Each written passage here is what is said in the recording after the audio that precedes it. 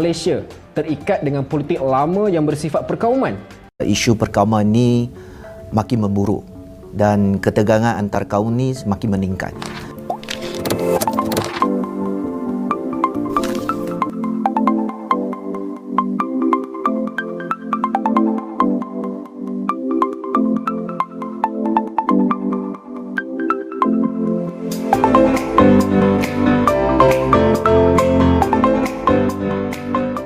Malaysia merupakan sebuah negara yang istimewa kerana kepelbagaian kaumnya. Selepas beberapa abad kita dijajah, kita kini telah hidup bebas dan harmoni. Namun, dalam setiap negara, pastinya akan timbul isu yang tidak enak didengar. Antaranya adalah isu perkauman. Apakah definisi sebenar isu perkauman? Isu perkauman adalah isu-isu yang melibatkan hubungan antara kaum. Contohnya dalam aspek penggunaan bahasa, dimensi agama, tingkah laku sosial, perlakuan fizikal, penulisan, rasisme dan seumpamanya. Persoalannya, adakah isu sebegini masih wujud di kalangan rakyat Malaysia, sedangkan rukun negara kita yang kelima telah pun menekankan aspek kesopanan dan kesusilaan? Bersama saya dan rakan-rakan dari Kumpulan 4 Ijazah Sarjana Muda Produksi dan Kesihatan Haiwan mengupas isu ini dengan lebih lanjut. Antara persoalan yang kami perolehi daripada tajuk yang kami pilih adalah seperti: adakah golongan belia peka terhadap isu perkauman di dalam negara kita? Selain itu, adakah golongan belia pada zaman kini bercampur pelbagai kaum dan adakah mereka selesa apabila bergaul bersama? Seterusnya, kami juga ingin mengetahui adakah golongan belia itu dididik untuk menghormati antara satu sama lain. Sehubungan dengan itu, kami juga ingin mengetahui adakah isu perkauman ini membuktikan kegagalan seseorang individu terhadap penghayatan rukun negara dan kefahaman terhadap kesopanan dan kesusilaan. Dan akhir sekali, kami juga ingin mengetahui tahap pengetahuan golongan belia terhadap akta yang melibatkan isu perkauman. Fokus komuniti yang kami telah memilih ialah umur 18 dan ke atas. Hal ini kerana untuk golongan umur 18 hingga 29, mereka berfikiran serta bersikap matang dan boleh mendidik generasi selepasnya untuk mengekalkan nilai kesopanan dan kesusilaan dalam kalangan rakyat Malaysia. Selain itu, mereka mampu dan berupaya untuk membuat keputusan bijaksana mengenai kepentingan masa depan negara serta mampu mengetengahkan idea-idea yang bernas mengaitkan negara Malaysia dengan negara luar agar Malaysia boleh berdiri sama maju dengan negara lain. Bagi golongan umur 30 dan ke atas pula, mereka mempunyai lebih banyak pengalaman dalam isu yang berkaitan dengan perkauman serta mereka juga mengalami situasi yang berbeza dengan generasi zaman sekarang. Hal ini menyebabkan pandangan mereka terhadap perkauman berbeza dengan golongan belia.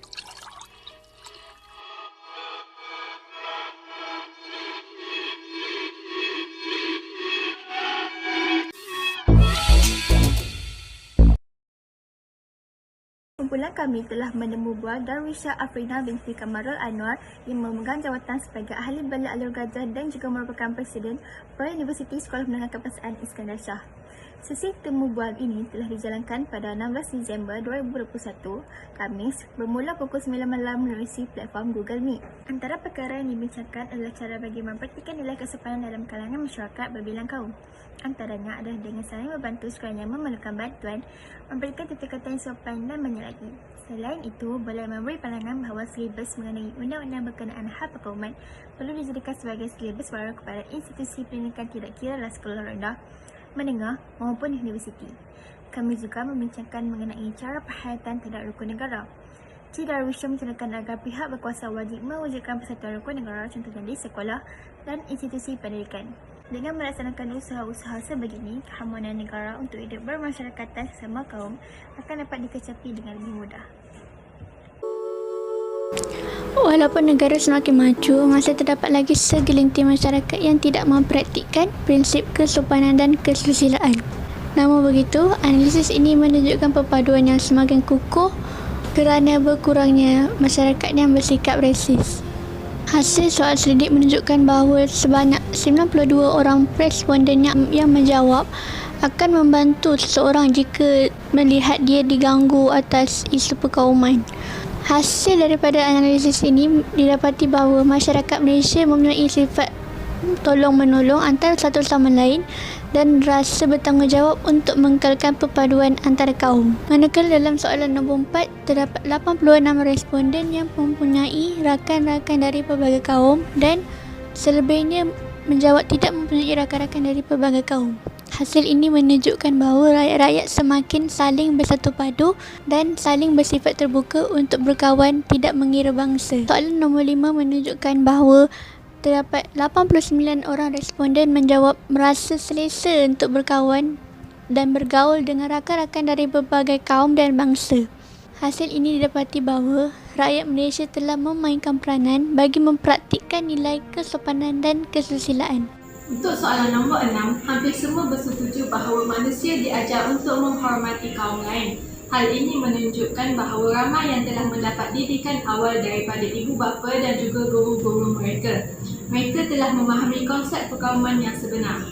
Soalan nombor 7, semua bersetuju bahawa dengan menghormati kaum lain, generasi muda akan lebih menghayati prinsip kesopanan dan kesusilaan. Ini menunjukkan bahawa rakyat menjadi semakin bersatu padu. Soalan nombor 8, hampir semua bersetuju bahawa isu perkauman membuktikan kegagalan penghayatan dan kefahaman prinsip kesopanan dan kesusilaan. Hal ini kerana boleh berlakunya banyak pergaduhan yang memecah belahkan masyarakat. Nombor 9, hampir semua bersetuju bahawa isu perkauman ini akan mewujudkan masyarakat yang berpecah belah kerana menyentuh sensitiviti antara kaum. Soalan nombor 10, hanya 31% responden yang mengetahui tentang apa-apa akta yang berkaitan dengan perkauman, manakala 69% yang lain tidak mengetahui mana-mana akta. Hal ini menunjukkan bahawa masih ramai di antara masyarakat yang tidak mengambil berat tentang akta perkauman yang terdapat di Malaysia. Baiklah, antara cabaran yang kami hadapi sepanjang program berlangsung adalah untuk memikirkan bagaimana cara yang mudah namun efektif dalam memberi kefahaman apa itu sebenarnya rukun negara yang kelima, iaitu kesopanan dan kesusilaan. Yang kedua adalah kesempatan waktu individu yang ingin ditemubual serta yang menemubual. Justeru, apakah penyelesaian bagi cabaran di atas adalah kami berbincang dengan lebih mendalam antara ahli kumpulan tentang bagaimana cara yang lebih efektif dan mudah untuk memberi kefahaman kepada rakyat kita. Yang kedua adalah kita berunding tentang kelapangan waktu di antara individu yang ingin ditemubual serta penemubual. Secara tuntasnya, antara respon isu komuniti di akhir projek berlangsung adalah perpaduan yang semakin kukuh kerana berkurangnya masyarakat yang bersikap rasis antara satu sama lain. Masyarakat Malaysia mempunyai rasa tanggungjawab yang kuat dalam mengekalkan perpaduan antara kaum. Nilai patriotisme yang kita dapat lihat sepanjang projek berjalan adalah: pertama, sikap hormat menghormati antara kaum walaupun berlainan bangsa, agama dan budaya. Yang kedua adalah sikap tolong menolong antara satu sama lain dalam mengekalkan perpaduan antara kaum. Apa yang kita dapat sebenarnya daripada program ini adalah meningkatkan kefahaman masyarakat tentang rukun negara kelima, iaitu kesopanan dan kesusilaan. Kita juga dapat mengetahui cara yang efektif untuk mengubah pemikiran rakyat Malaysia terhadap rukun negara. Yang ketiga adalah kita dapat mengetahui betapa berlainannya pandangan dan idea masyarakat terhadap rukun negara. Sebelum saya mulakan rumusan mengenai temubual yang telah kami jalankan ini, ingin saya maklumkan bahawa kumpulan kami telah mencarangkan untuk menemubual beberapa orang. Namun begitu, akibat kesibukan masa dari pihak sana, kami tidak dapat menemubual mereka mengikut apa yang telah kami carangkan.